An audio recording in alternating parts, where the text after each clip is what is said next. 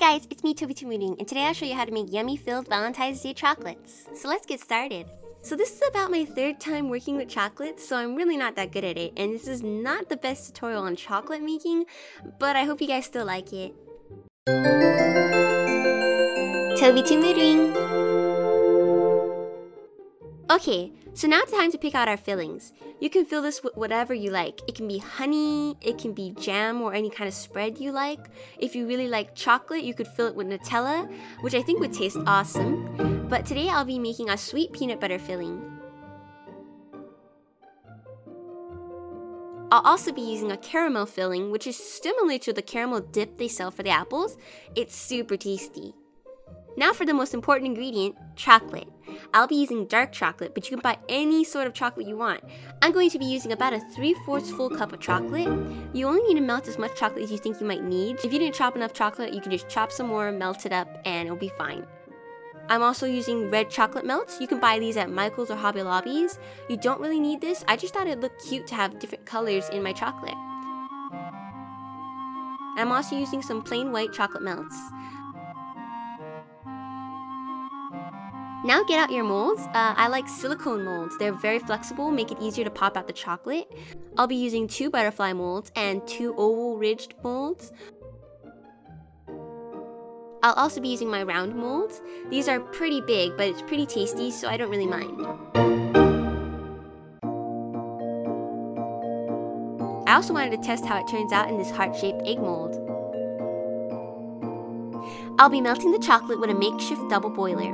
So get a pot and a bowl. You want to make sure that the bowl is big enough that it doesn't fall into the pot, and that the pot's tall enough that the bowl doesn't go more than halfway in. That way the bottom of the bowl doesn't touch the water.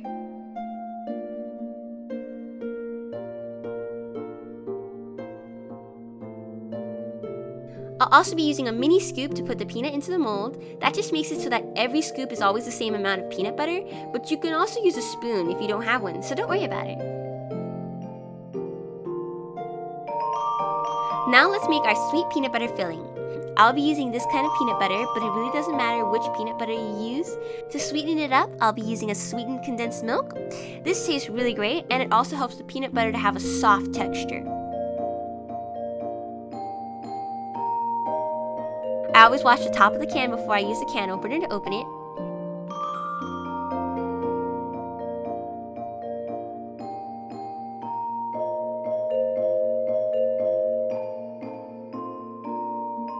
And then I grab a spoon and lift up the lid to pour out the contents. I never use my finger because I'm always afraid of cutting it.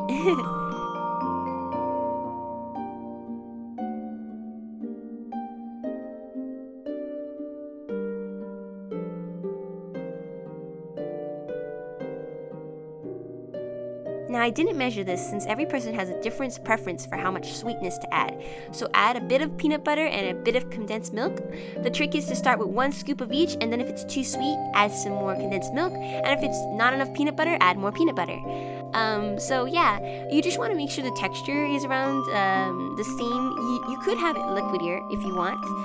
Just not so thick, you know. So if you like a lot of peanut butter, but you want this to be a bit sweeter, you might want to add sugar.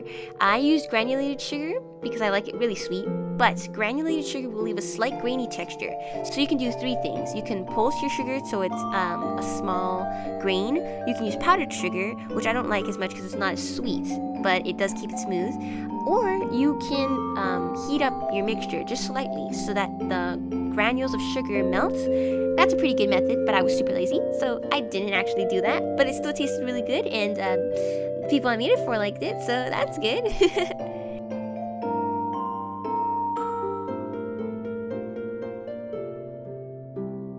Now this is the consistency that I like. I think it's like slightly thick, but it's soft. You can bite into it, it's nice.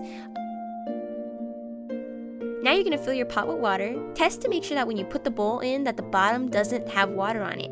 If it does, pour some of the water out. Wipe the bowl and try again. Once it's the right level, put your pot on the stove. I'm impatient, so I put it on high. And once it's all steamy, test the bowl again. You don't want the water to touch the bowl. I had too much water in the pot because once it starts boiling a little bit, it actually touches the bowl, and you don't want that because then the chocolate heats up too fast. So I'm going to toss out some of the water, and I'm also going to pour some lukewarm water in there. That way it cools cools out some of the water. And I'm gonna put it back on the stove and change the heating to around medium. You don't want it to be too hot. You don't want to boil it crazy. You just kind of want it on a simmer, a hot simmer, so that the chocolate will melt at a nice rate. Now you are ready to melt the chocolate. Let's start with the white chips. Pour them in and then get your spoon and stir until it's mostly melted.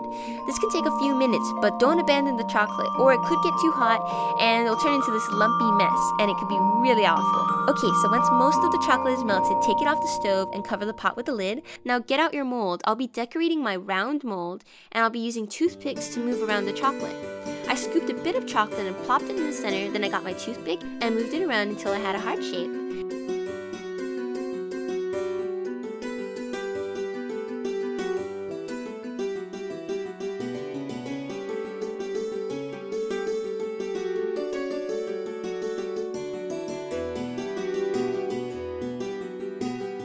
Set these aside while you melt the red chocolate.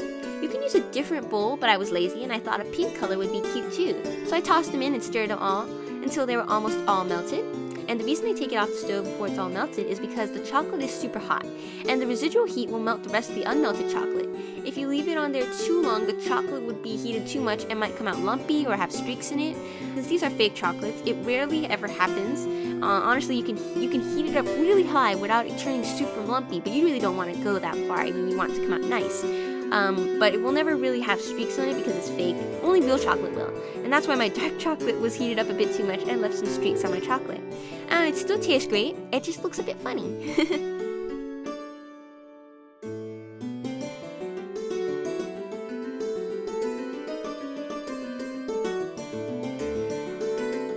Originally I wanted to get super decorative and make patterns on the wings, but the chocolate got everywhere and I improvised. Yay for improvisation!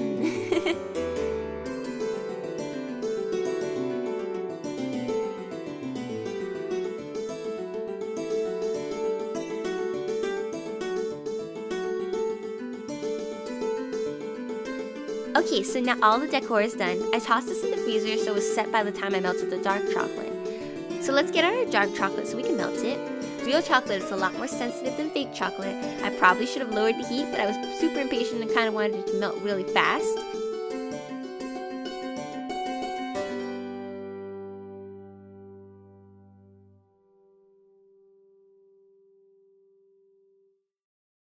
Before all of it's melted, you want to take it off the stove and then you wanted to put some unmelted chocolate in there. This helps cool the hot chocolate down. It's kind of called tempering chocolate. I'm not very good at tempering chocolate, so that might not be all too correct, but it's the gist of what I get whenever I half listen to videos. Yeah, so that's kind of, yeah, you want to watch a real video. Now get your mold out and pour some dark chocolate in. What I'll be doing is making a layer of chocolate all around the mold, but leaving the inside empty so we can fill it.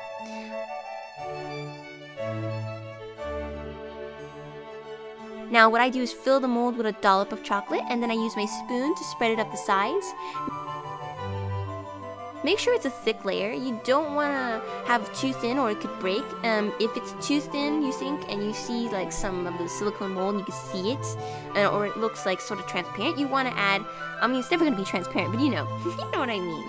So you just want to add a second coat if you didn't have enough chocolate. You can melt some more chocolate, spread it up the sides, it doesn't matter. You just want it to be thick because then it doesn't break when you fill them. I mean, it usually doesn't, but it could. So I just like being safe than sorry. Now tap it a little. I'm tapping it a little bit too much, so I ended up breaking the heart pattern. So don't be crazy and don't tap it like, you know, excitedly. You just want to tap it a little bit. You just want to get some of the air bubbles out, you know, nothing too excessive.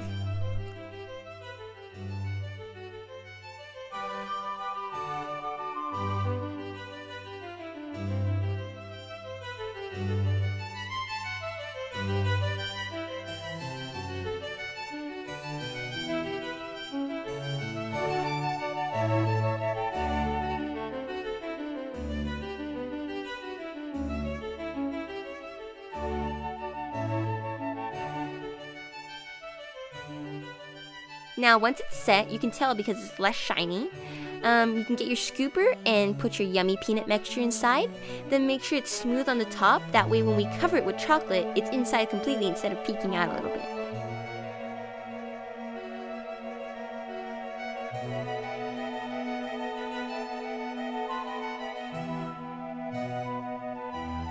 Now I'll fill these with caramel. Caramel is super tasty, but I made sure I filled it a little bit less.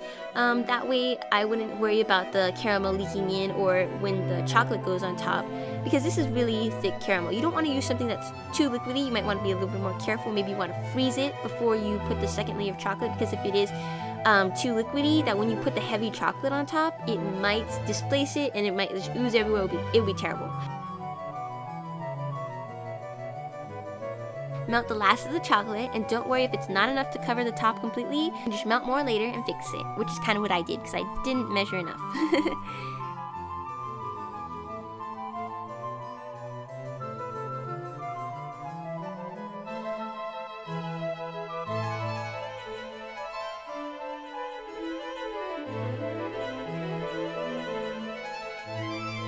Tap it to smooth off the top and get rid of tiny bubbles.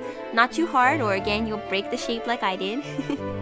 And let this sit until the chocolate's set, and it can take up to 30 minutes to 2 hours. It really depends on your climate, and it's pretty cold over here, so it took about 30 minutes, but I left it for an hour just to be safe, because you can tell when it's done since the top won't be shiny, but it could be that since the layer of chocolate might have been thicker, it might take a little bit longer, so it might not be set all the way in the inside. So I just wanted to be safe than sorry, so I just left it alone for a little bit longer, keeping in mind that the bigger the mold, the longer it'll take to set.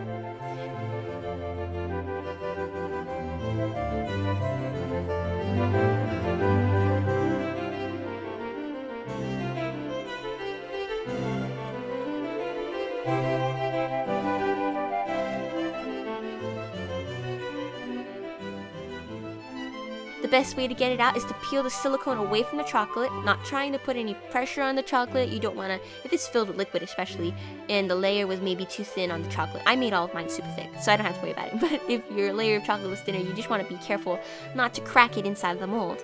And this came out pretty good. A little streaks because of overheating the chocolate, and I was a little bit too lazy to take temperatures with a thermometer, which you really should do if you want it to look good.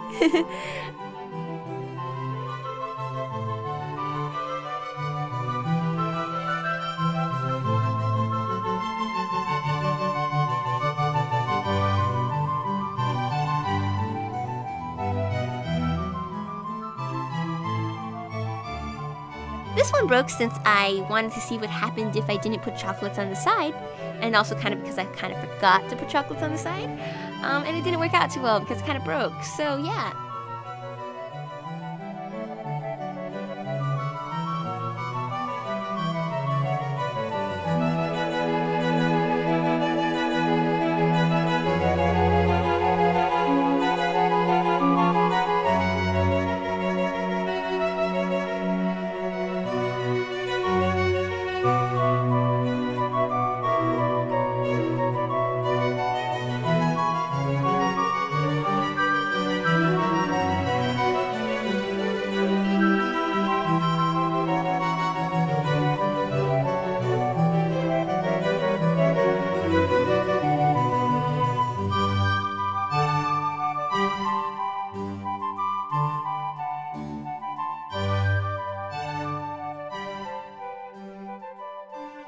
Okay, so none of them really turned out how I imagined they would, but it tasted really good.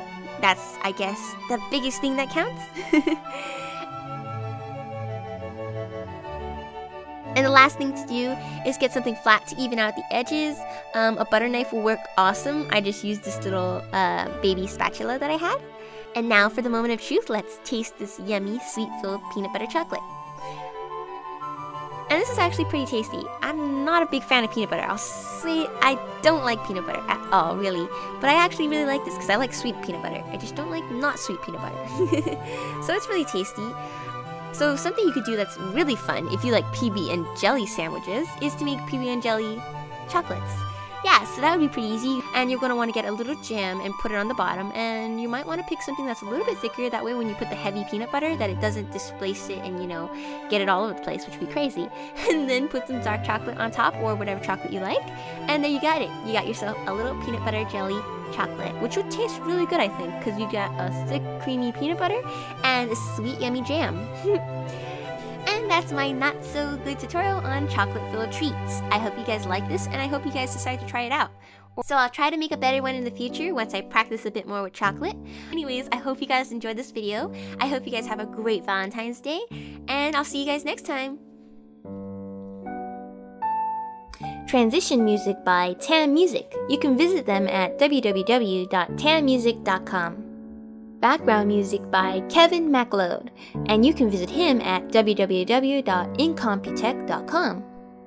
Programs used to edit the video are Adobe Premiere Pro CS5 and Adobe Photoshop CS5. Equipment used are an Audio-Technica 2020 USB microphone and the Canon Rebel T1i DSLR with a 50mm macro lens.